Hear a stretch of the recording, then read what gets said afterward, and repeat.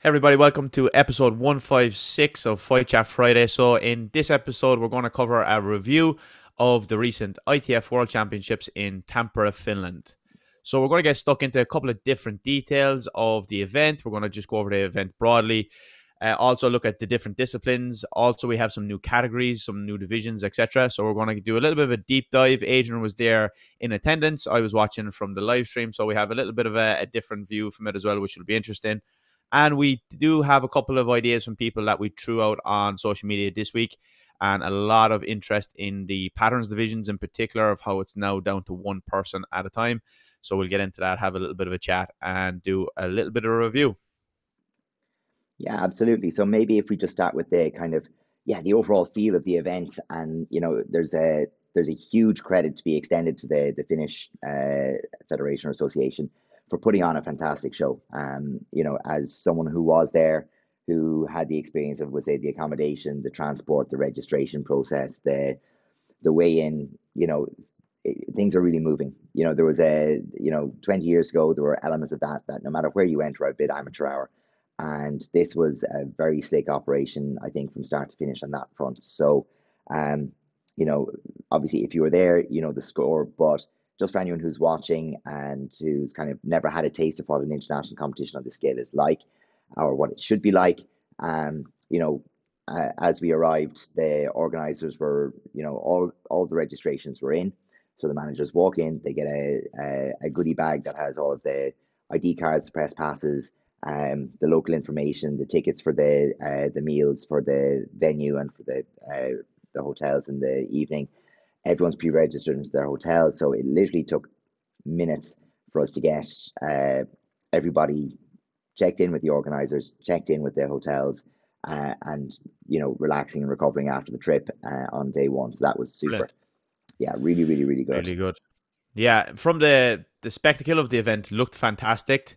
The Yeah, the whole event as a spectacle, between the opening ceremony, etc., looks really good. I like to see a little bit of logic as well with the opening ceremony actually falling in with the opening ceremony, as opposed yeah. to falling maybe a day later or whatever, which we see often. So yeah, really, really good. I think it set the scene now for people to follow on from and try hit that standard as well. And of course, it pushes on the championships across the board, both in the European Championships as well as the cups.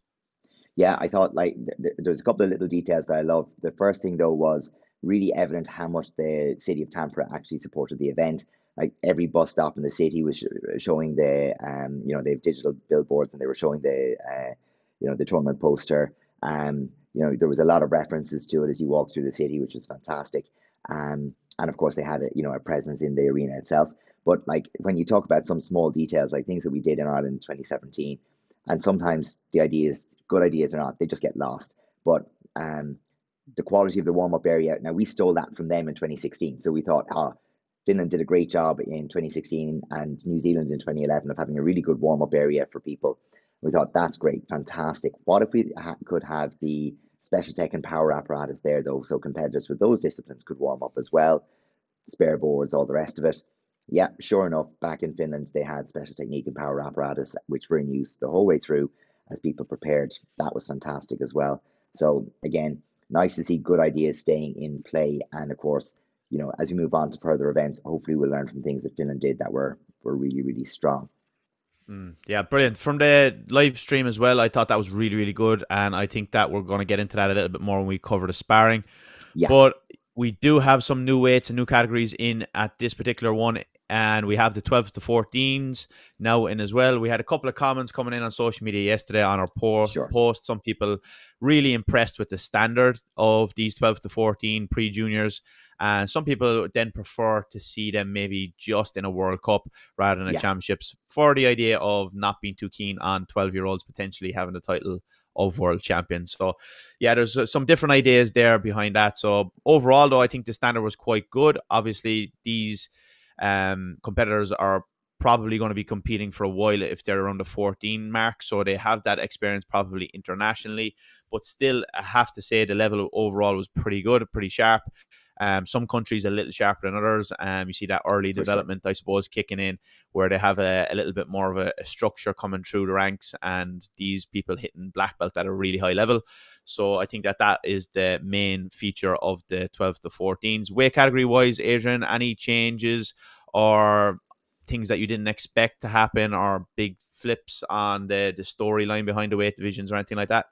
Yeah, so what was interesting, I suppose, is that overall, because we now have 3 age categories, and I mean, just for the record, I'm not a huge fan of the idea of the pre-junior category being involved in the World Championships for a couple of reasons. Primarily, it's the developmental reasons. I think it's just taking competitors and bringing them to the highest international level too early and for too long, when we already have a lot of, newly turned seniors stepping out of the game at 22. So, who could have 10 years of competition behind them at that stage. So, yeah, I don't love that.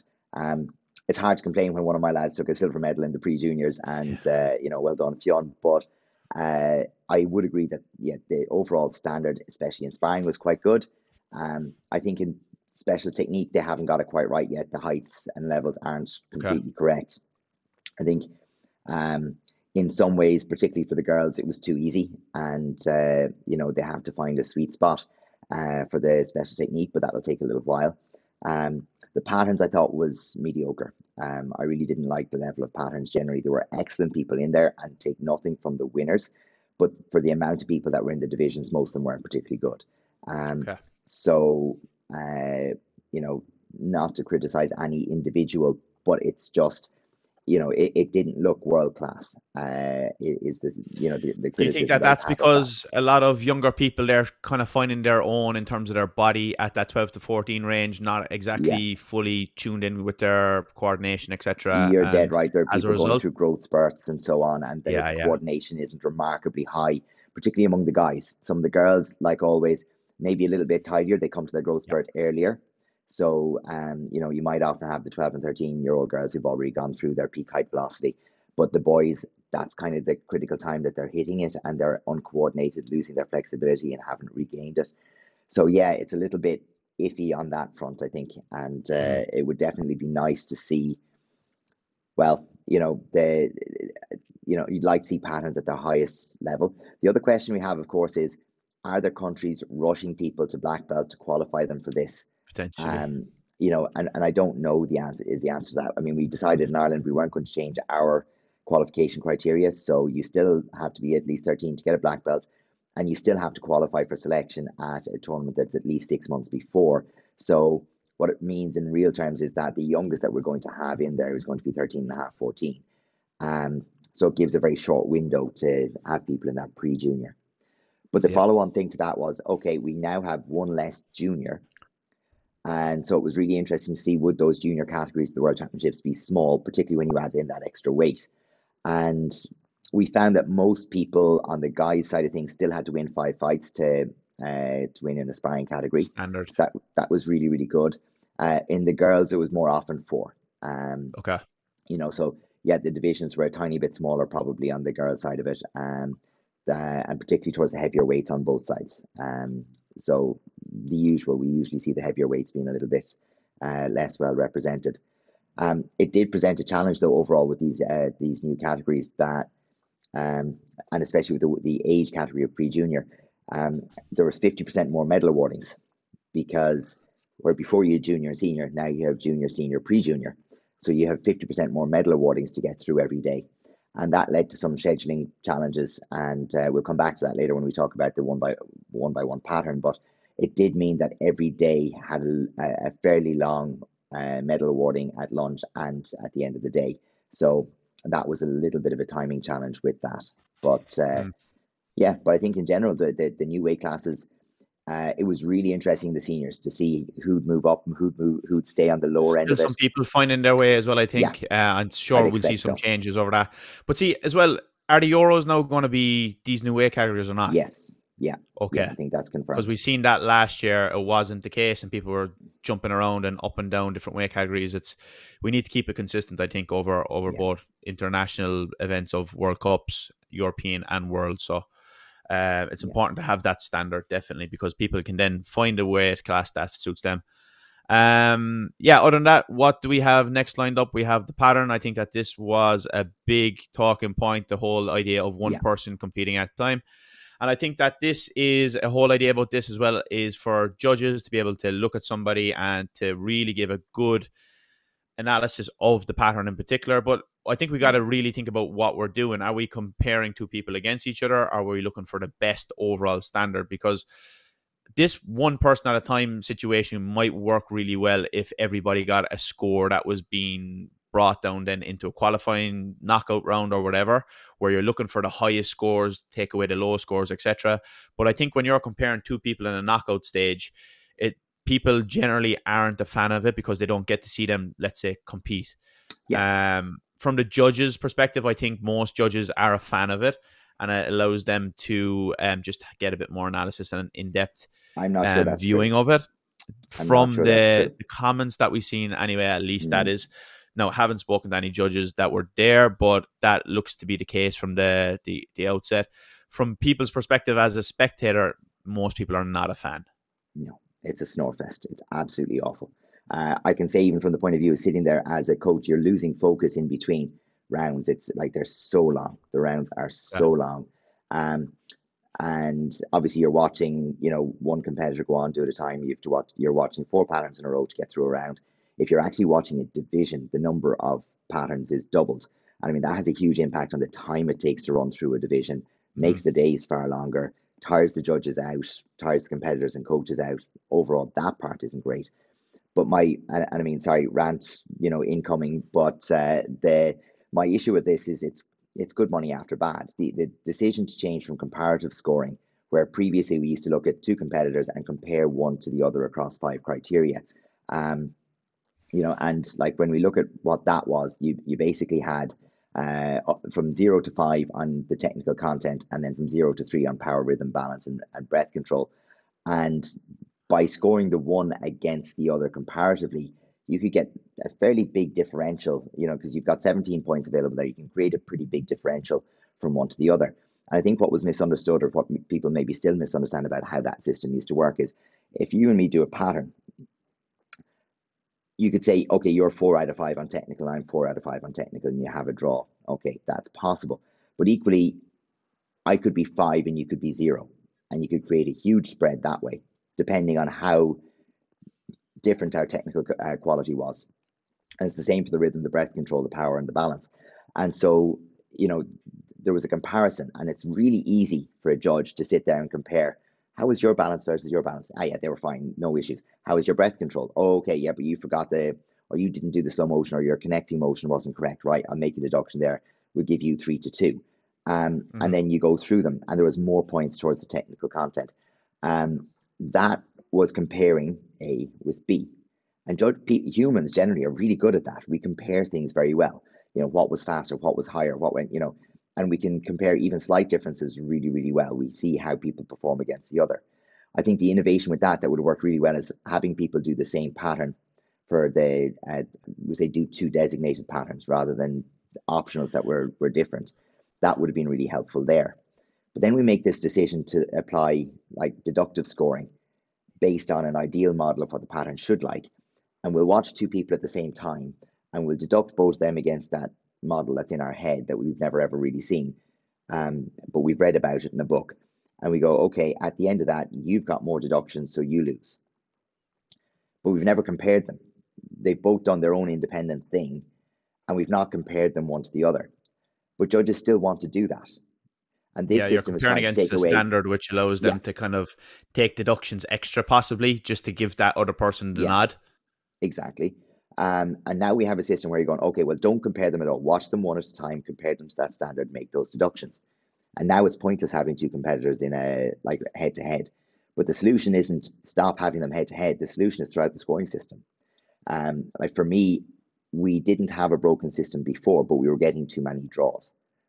That Mhm. was or from what I'm told, was one of the main issues. It wasn't granular enough. It wasn't putting enough focus on the technical errors, and was allowing people to win who might make more mistakes but were powerful, or might make more mistakes but created a very nice overall impression. And they wanted to increase the value of the technical component of it. Yeah. But I still think you could have potentially done that and still compared A with B. And I think, you'd have to go down a whole different route.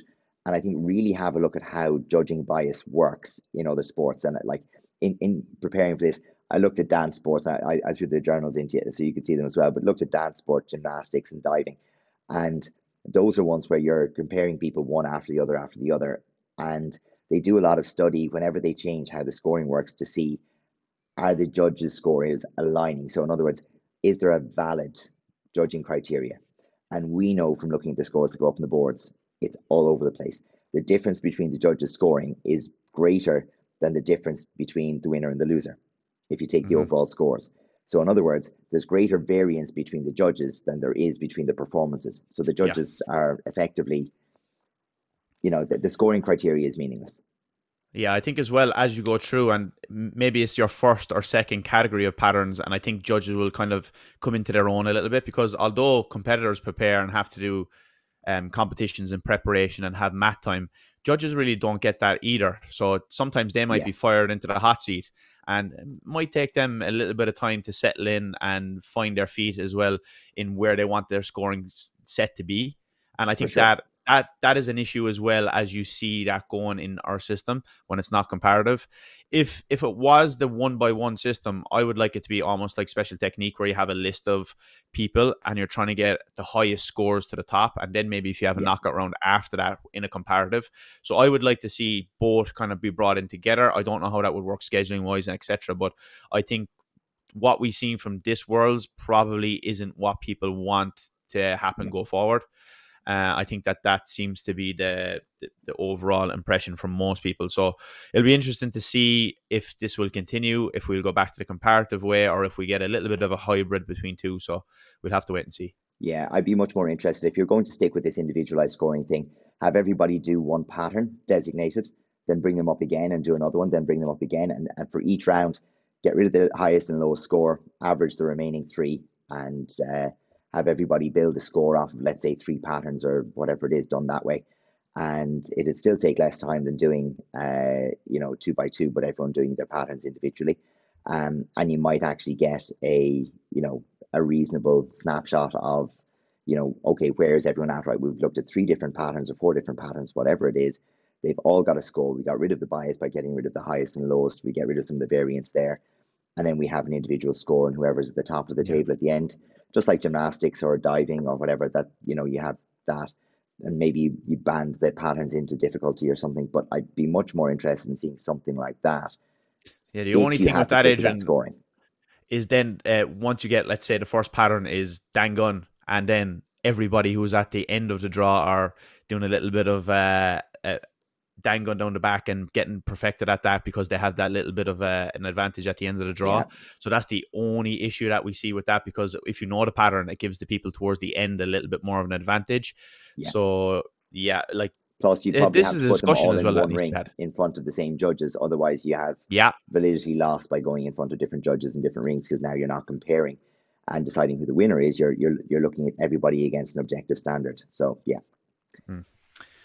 Anyway, that brings us into the scoring differences. So in particular, I think that myself and yourself had a bit of a discussion that we think the South American judges see, particularly in sparring, for me anyway, see sparring a little bit different to European judges. Sure. And I think that's also the case in other regions around the world. Like for me, I think there's a little bit of a bias with the South Americans with the turning kicks and things like that. And they're willing to give them a little bit more credit and get them on the board. We don't see them getting as much validation in the European circuit. Now it is coming back to life a little bit, and we are seeing people throwing that in.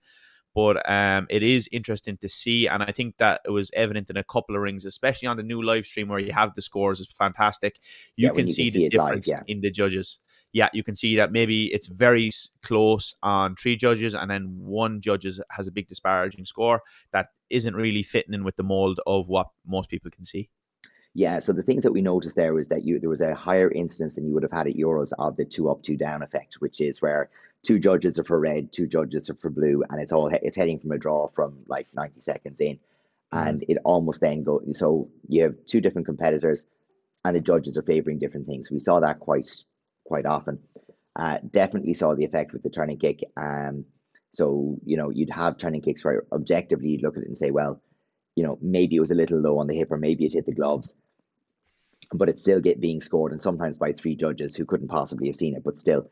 So we saw that a bit, and you wouldn't see that as much in Europe. So very often that turning kick might get picked up by 1 judge, but not 3. The other thing we saw right across the spectrum, different from Euros to Worlds, was where there was a fairly equal exchange of hands, no score given. So I don't know if that was a conversation with the judges beforehand, with the tournament and umpire committee, or whether that was something that just emerged as a pattern. But we were finding that, unless it was a clear singular score, and the examples you might give would have been the likes of, some of the blitzes by Anna Strickwe. You look at some of the people that were scoring with, say, a single jump punch or a single step through backhand, something like that. That's getting its score on 1 or 2 cards, whatever it happens to be. But if a trade-off, the legs clash and you land and trade hands, very often, and even where you were initiating, sometimes we weren't seeing the person initiating getting the benefit of a score. Where in Europe you might well have both sides get a score, or you might have the initiator getting the benefit and getting a score. But it's been very interesting to see how that shaped up. And even for us looking at it, headshots, we thought, I would say in Europe, or what we've seen is the hacks in particular. Even if the person rolls the head a little bit and the hacks comes round to the side of the back of the head, it's being scored, and scored consistently. Very often we saw head kicks not getting much of a reward, or only getting 1 card, which almost never happens. What we're used to watching in most open international tournaments, and certainly at Euros. But we saw less of those being given. And I can only put it down to, a certain amount of preference in terms of what people are looking to see. So yeah, we did find that in particular rings, the scoring was quite wild into our reckoning of things. It took quite a while to figure out, okay, what's getting value, what's working, what's not. Yeah, I think I seen a couple of fights where there wasn't much return for direct entry off hands, particularly off counters. Sure, yeah. Such as the backhand, something that we've seen now that has been quite prevalent in the last maybe 3 years. At least in the European circuit, it's been one of the major scoring techniques. Not getting the same return this championships, it seems. The turning kick is definitely making a return. We're seeing people throw that in off the back leg now, which I think opens up a full circle now again to allow people to bring back in that front hand to close it down. So we'll most likely see that make a return in the next maybe 2 or 3 campaigns, I'm sure. Also, I think that it's fantastic now to see as well that the judges are not actively stopping time, but it's been stopped on the scoreboard, which is fantastic, because a lot of the time that we have that issue as well where people are running down the clock. So I think that's probably something that was discussed beforehand, and I think the JP is taking a little bit of ownership of that now to stop the time when the center referee is, let's say, busy and trying to bring the competitors back in or whatever. So that's fantastic. I've seen that in most rings, so it's very, very hard now to actually run down the clock in a way that you shouldn't be able to. We see some minus points as well for people actually going out of the ring in what we see intentionally. So that's something that I come across a couple of times. Yeah, so people have to be a bit more clever on how they use their ring positioning and things like that as well. So that's good. So overall, I think the level of the refereeing has come up to what people have asked for. Some refereeing a little bit inconsistent as well. A lot of people still eager to get in there and have their say and maybe have, let's say, an impact on the match, which is not what you want to see. A fantastic referee is somebody who you don't even notice that they're involved in the match. So that's going to be the case no matter what, of course. But the sparring in terms of the skill development and the techniques, etc., for me, really, really high level. I think it's the fastest we've seen, I think, ever. The intensity really, really good. I think the variety of shots is coming back. We're seeing a lot of interaction, not where we're seeing them kind of like one shot in a couple of years ago, maybe 5, 6, 7 years ago. We're seeing lots of interactions, lots of flow, which is fantastic to see for the whole game of sparring. And for me, I think we're seeing a resurgence of a couple of new techniques again coming back in. We always talk about this, the cycles. So we're starting to see these cycles of techniques come back in again that we haven't seen for a while. The blitz making a nice return again and getting a little bit of a return from where we've seen in the last couple of championships. And of course the turning kick, like we mentioned. But again, then we see the likes of the reverse punch counter fading out a little bit. So it's interesting to see. Yeah, I definitely think the exposure to different countries that you have at the World Championships obviously adds to that flavor, where the European scene can sometimes get a bit homogenous, that, everyone is working to the same understanding. And no matter what, when you include, South America, North America, Oceania, Asia, it changes things up quite a bit, and people bring their own slant on things, and it forces people to have solutions for problems that they don't normally encounter. So again, preparing for that is going to be really important. And I think that's where, adapting on the fly in a competitive scenario is like a massive skill, that you need to be able to do that if you're going to get through from those qualifying rounds into semi-finals, finals. The last thing I want to say about the sparring is just, I think this tournament, more than any I've ever seen before, highlighted how much we need seeding, because the amount of divisions where it looked like the final or semi-final of those divisions happened in the first quarter was just, it was crazy. So, we could see some big name competitors, very, very capable competitors, all pulled together in one quarter or one half of the draw. And not to take away from the achievements of people who've come through the other half of the draw, but it's just, from a spectator point of view, from a competitive point of view, it would be really, really good to see our known top athletes rewarded for their previous performances and separated. And I know we were missing a World Championships, but it's not even just the first, second, third, fourth. I think we need to go a little further than that in the seeding. But at the very least, we're fairly sure that these are the divisions we're going to have in 2 years' time. First, second, and third places from these divisions will be given credit in 2 years' time, but that's effectively useless for the pre-juniors and juniors. So there should be almost no consistency across those divisions. So it really is only playing into the seniors. So there's a little bit, I think we can do a bit more to improve the seeding there. Yeah. A little bit difficult as well, I think, with the fact that a lot of competitors don't come up against each other only at Worlds. You know what I mean? Maybe World Cup as well, but we don't have, in Europe, we're lucky because it's a little bit closer. We have that little bit of a circuit. I know, like, there was a couple of posts made as well about the likes of New Zealand, who are kind of seen to be out on their own a little bit, and they don't have that luxury of being able to compete with other countries as often. Obviously, they have Australia and a few Asian countries, but like at a level of a Euros at least. South America have their own little circuit as well going on, but again, I think it's not as prevalent, where we don't have those opens that we have like in Europe, the likes of the Open Dutch, the Rome Open, etc. A lot of high level tournaments are on. Irish Cup as well, which is on in November.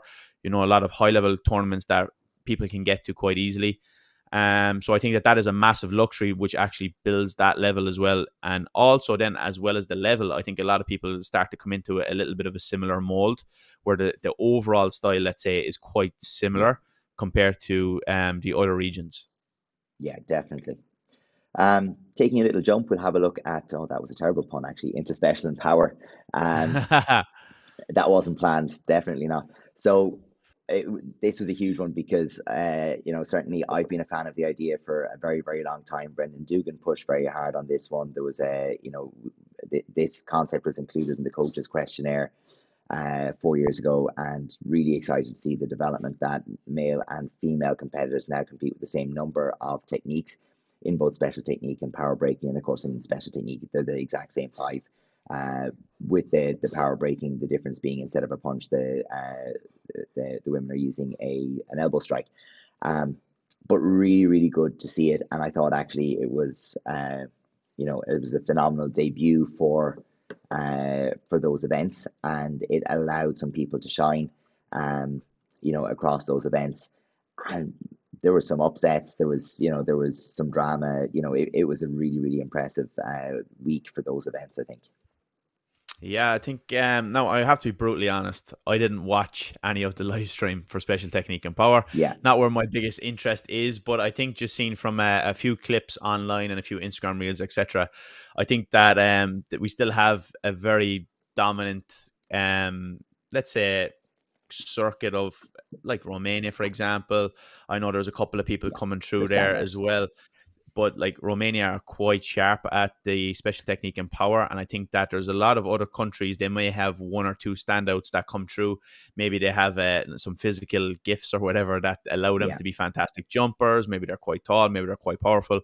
But I think there's only one country really who are really coming through as one dominant force there. So I think that that has to be looked at and maybe studied a little bit as well of how they're getting such fantastic results. Yeah, well, let's call this out. So we have Romania in the special technique and Mihai Hondru, the primary coach on that particular discipline. And, two of his students, his son included, were first and second in the special technique at senior, and two other students, first and second in the special technique junior male. And, if you look at the amount of overall team trophies that Romania took, and one of those goals was almost always special technique. There's a legacy, there's a dynasty, there's a something in place there that's the rest of those countries have to start to crack if we want Romania to not be at the top of the medal table as consistently as they are in Europe and on the world level.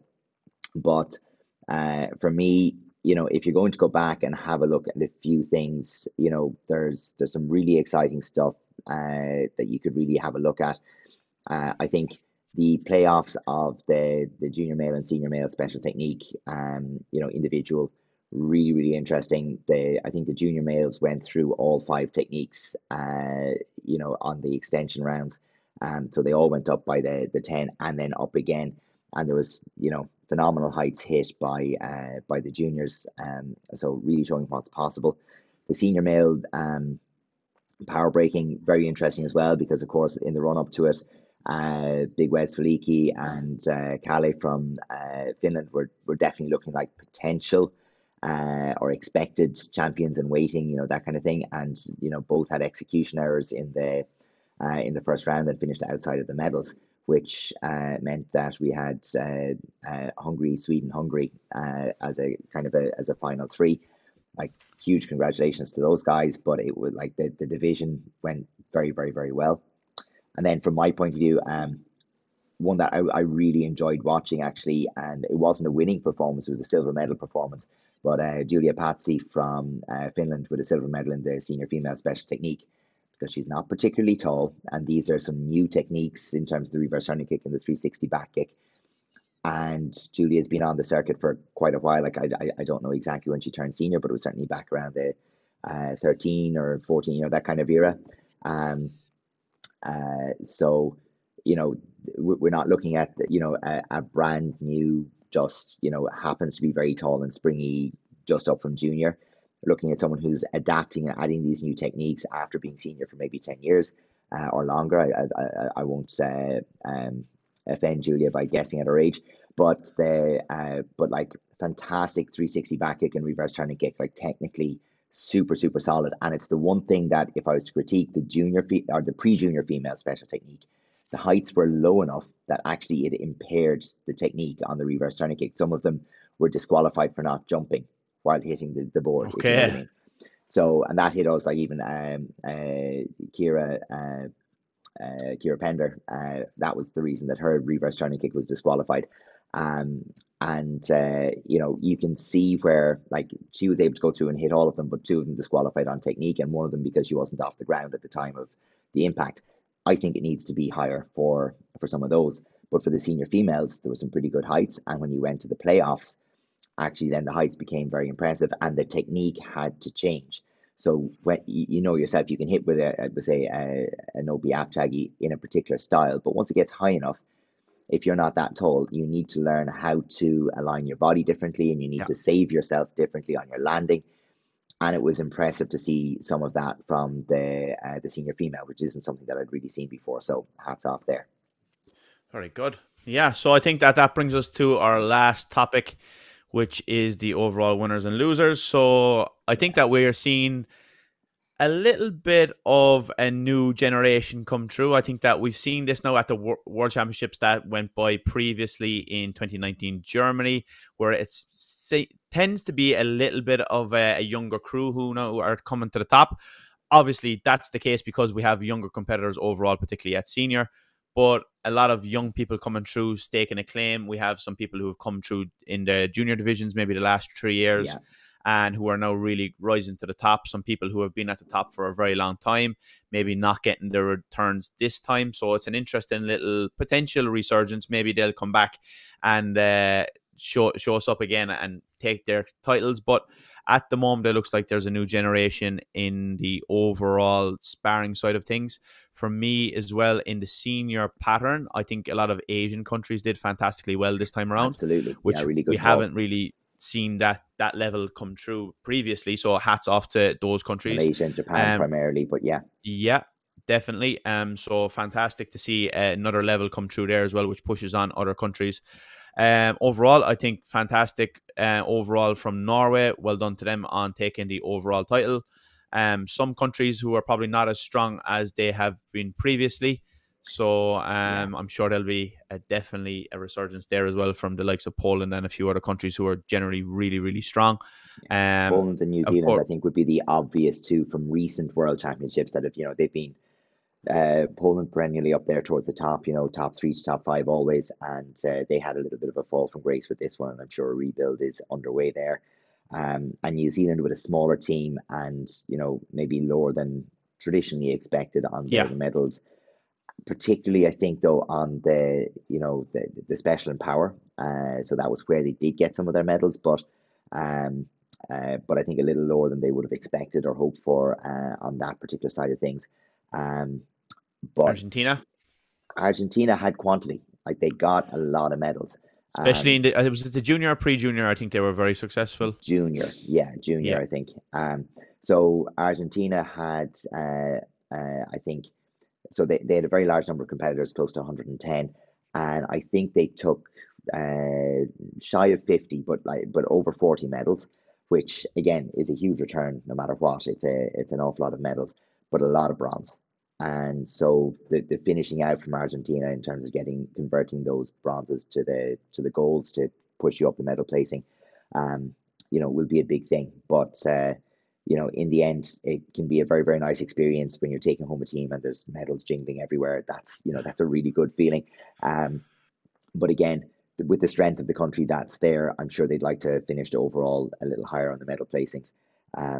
And then, we look at a couple of countries who achieved, some things that maybe were big step ups for them. Slovenia back with quite a good number of gold medals, particularly in senior.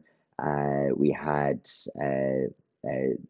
in the semi-final of the male team sparring, we had Sweden in the final. It's only their second time since 1992. And then the Finland for the first time, Finland is that correct? For the first time into the medals in senior team sparring, so a big step up for them as well. So that was it's really exciting to see those changes emerge for sure. Yeah, and of course, hats off to Ireland winning the senior male and female team sparring title as well. Very impressive to be able to do the double. Since 2017, yeah, that was nice. Yeah, so fantastic, and congratulations to you and the coaches involved there. So yeah, I think that sums up a very, very good event. I think everybody is in agreement that it was a fantastic overall championships. And now the best part is we have loads of new footage for us to dig into Fight Chat Friday. So make sure any fights you want us to get our grips into and give a little bit of analysis, let us know in the comments. Let us know by sending us a message, and that will be the order for the next couple of weeks, I imagine. Oh, definitely. There are some amazing divisions we want to dig into. And then, of course, when we get through that, I'm sure there were plenty of lessons that will emerge for us as we get through watching that many fights. There will be something to be learned from that, and then we can structure our next series off of that. Yeah, fantastic. All right, guys. So let us know what fights you want us to cover. And until then, we'll catch you in the next one. Bye now.